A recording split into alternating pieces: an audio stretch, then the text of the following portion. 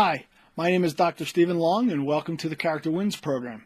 Today we're starting a three-part series on goal setting, but before we get into the guts of this program, I want you to imagine that you're at your athletic department awards banquet at the end of your senior year and you've just won a prestigious award. Maybe it's for athletic leadership, or maybe it's for outstanding scholar athlete, or maybe it's for the most outstanding athlete. And I want you to think of two things. First, what did you accomplish to win this award? And second, as your athletic director or even your head coach is speaking about you, they've used three different adjectives to describe you. What are those three adjectives? I want you to pause the program and write those two things down. Before we define what goal setting is, I want you to understand that goal setting is a very powerful tool in the area of performance. But when used as a strategy, it can actually deter and limit performance. So I want you to keep that in mind as we go through this three-part series. So to define goal setting, it's very simply attaining a specific standard of proficiency on a task within a time limit. Simply, what do you want to do, how well do you want to do it, and when do you want to get it done by? Before we get into the process of goal setting, I want to talk about a few facts that have been proven by research. Number one, goal setting improves performance, not only academically, but also athletically. But most importantly, it can be used in any achievement-oriented situation. Secondly, goals must be challenging. They have to stretch you a little bit. They also have to be achievable. What that means is that it has to be based on facts and evidence of what you've done before. And then they must be flexible. It's what I call the rubber band principle.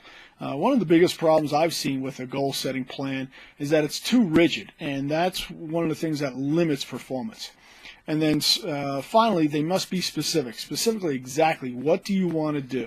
So specific, challenging goals are the most effective. I want you to keep that in mind as you think about what you want to achieve. Understand that dreams are much more important than goals. It's really the difference between what do you want to be and what do you want to do. It's one thing to say you want to be a team leader versus what you want to accomplish as a team leader. So it's one thing to say you want to be an All-American, but it's another thing to say this is what I want to contribute to the team as an All-American. And it's another thing to say I want to be a scholar athlete versus hey, this is the kind of experience that I want to have on my way to becoming a scholar athlete.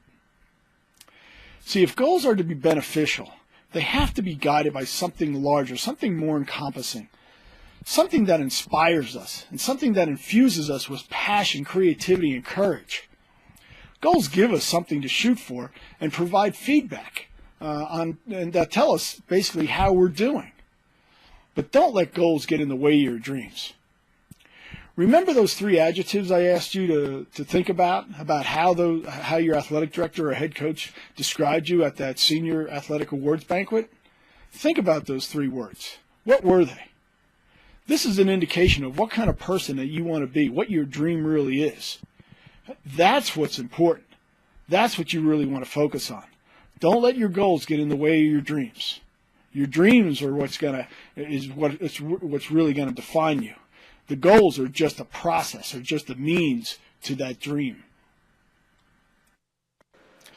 A quick review of this first seminar on goal setting includes a definition. Goal setting simply is attaining a specific standard of proficiency on a task within a time limit.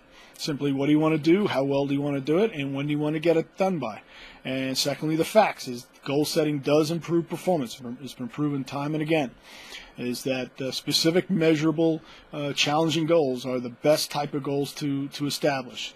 And finally, dreams versus goals. Don't let your goals get in the way of your dreams. Let your dreams guide you. And that's what I want you to really think about over the next week or so, is identify what kind of dream you have for your student-athlete experience. Next time we'll be talking about the principles of goal setting. So until then, we'll see you then.